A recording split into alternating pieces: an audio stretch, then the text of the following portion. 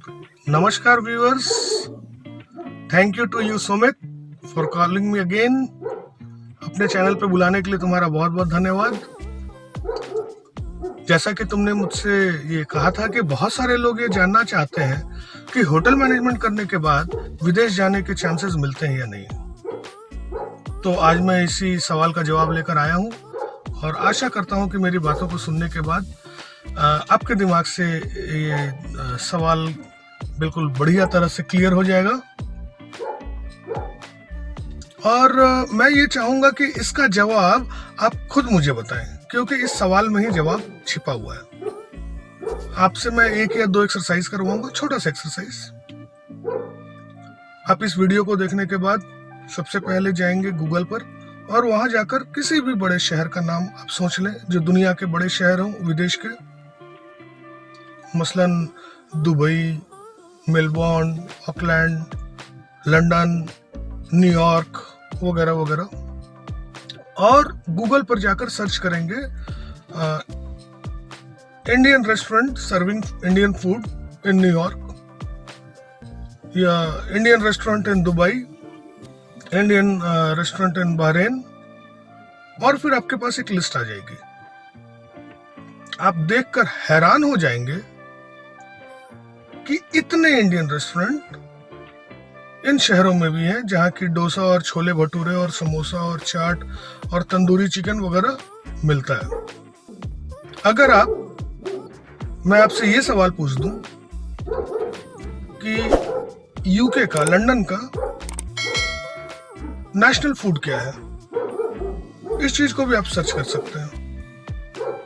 If I am not wrong, जवाब में आपके पास आएगा चिकन टिक्का मसाला।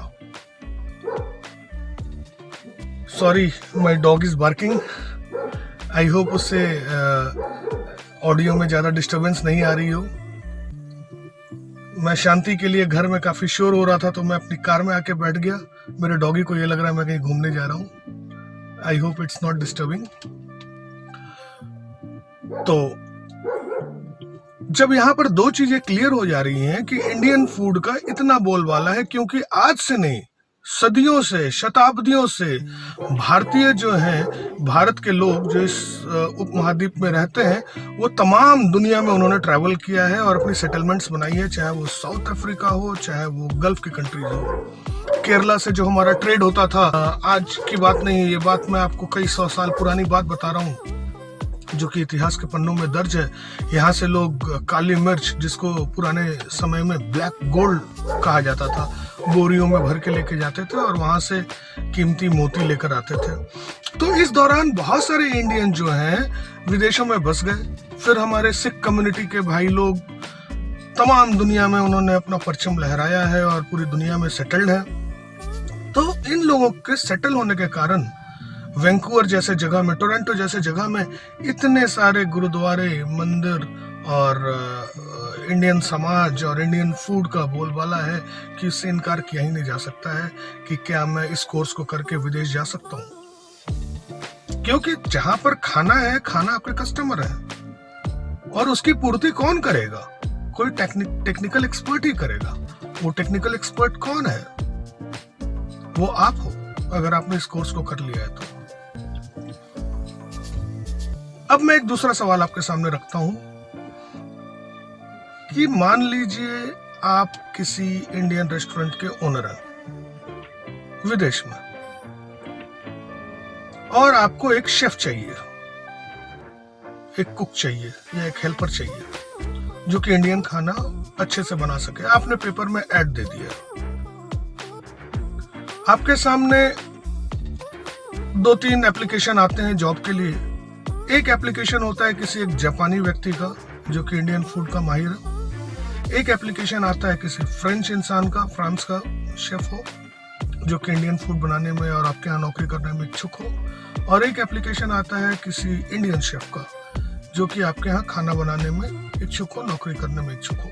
तो अब आप मुझे बताइए कि आप पहला प्रेफरेंस किसे देंगे? आप अपने जवाब कमेंट बॉक्स में लिखिएगा। मैं कोशिश करूंगा कि मैं किसी भारतीय को यह नौकरी दूं। क्योंकि मुझे बहुत बढ़िया से मालूम है कि वो भारतीय सिर्फ कोई कोर्स करके इस खाने को बनाना नहीं सीखा है, जबकि एक जापानी या एक फ्रेंच जो होगा वो एक पढ़ाई पढ़ के या कहीं पर कुछ नौकरी कर कर उसने इंडियन खाने को बनाना सीखा होगा।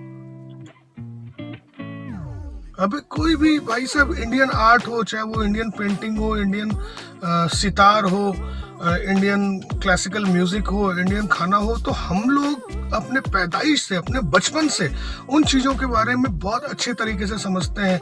जब जीरा को घी में हमारे घर में छौंका लगाया जाता है, दाल में तड़का लगाया जाता है, तो उसकी उनकी प्याज की और उसके अंदर जो मसाले डाले जाते हैं, जो गरम मसाला होता है, जो सांभर मसाला होता है, इसकी जो परख और जो समझ, जो एक्सपर्टाइज किसी एक इंडियन को होगी, वो एक्सपर्टाइज किसी एक विदेशी में नहीं हो सकती है। तो ये था दूसरे सवाल का जवाब। अब दोनों सवाल को एक साथ हम क्लब कर देते हैं कि तमाम दुनिया में इंडियन खाने बिकते हैं। इसको भी आपने प्रूफ कर लिया गूगल के माध्यम से, और तमाम जगह डिमांड में है इंडियन लोग उन खाने को बनाने के लिए, परोसने के लिए, उस बिजनेस को चलाने के लिए। तो जवाब 2 + 2 4 बिल्कुल क्लियर है। अगर आप इस कोर्स को कर लेते हैं, आप एलिजिबल हैं उन तमाम शहरों में जाकर नौकरी करने के लिए। 4 कोर डिपार्टमेंट होते हैं हमारे यहाँ: food production, F&B service, accommodation operation जिसे हाउसकीपिंग भी बोलते हैं, एंड फ्रंट ऑफिस। अगर आप प्रायोरिटी वाइज मुझसे पूछेंगे तो मैं बताऊंगा सबसे बढ़िया स्कोप विदेश जाने के लिए फूड प्रोडक्शन है। अगर आपने कॉन्टिनेंटल या बेकरी या कोल्ड किचन का काम सीखा हुआ है तो आपके लिए क्रूज लाइन बहुत बढ़िया है, क्योंकि वहां इंडियंस बहुत डिमांड में है क्रूज लाइन्स में। तो मैं अपनी बातों को काट रहा हूं कि क्रूज लाइन पर कॉन्टिनेंटल खाना बनाने के लिए इंडियन बहुत डिमांड में है। अभी थोड़ी देर पहले मैं बोल रहा था भाई कॉन्टिनेंटल खाना है या बेकरी का खाना है, जिस देश के लोग का ये पारंपरिक खाना है वो डिमांड में होते हैं। यहाँ पर मैं आपको बता देता हूँ ऐसा मैं क्यों बोल रहा हूँ, क्योंकि इंडियन की पहचान पूरे दुनिया में हर कोई एम्प्लॉयर, हर कोई बड़ी कंपनी, हर कोई बड़ी एजेंसी जानती है 2 बातों के लिए। पहली बात ये कि इंडियन लोग बहुत मेहनती होते हैं, और दूसरी बात इंडियन कम सैलरी में काम करने को तैयार हो जाते हैं। India provide cheap labour to the world. हमारे यहाँ जनसंख्या बहुत ज्यादा है। औसत गरीबी या अमीरियत को अगर हम कंपेयर करें तो दुनिया के बाकी जगहों से कम है। हम गरीब हैं, हम अभी तक विकसित नहीं, विकासशील देश है। तो इन 2 कारण से इंडियन फिर से डिमांड में आ जा रहे हैं क्रूज लाइन्स में। तो जिनको तमाम दुनिया घूमने का शौक है और जहाज पर आज कहाँ भाई, तो आज अटलांटिक ओशन में, आज कहाँ, आज पनामा सुइस कनाल क्रॉस कर रहा हूँ। अगर इस तरह की लाइफ पसंद है, उड़ते परिंदे, तो आ जाइए, आपका स्वागत है। तो इस तरीके से मैंने आपको कई अलग अलग तरीके बताए हैं जिसमें कि इंडियन फिर से डिमांड में आ जा रहे हैं क्रूज लाइन्स में। तो जिनको तमाम दुनिया घूमने का शौक है और जहाज पर आज कहाँ भाई, तो आज अटलांटिक ओशन में, आज कहाँ, आज पनामा सुइस कनाल क्रॉस कर रहा हूँ। अगर इस तरह की लाइफ पसंद है, उड़ते परिंदे, तो आ जाइए, आपका स्वागत है।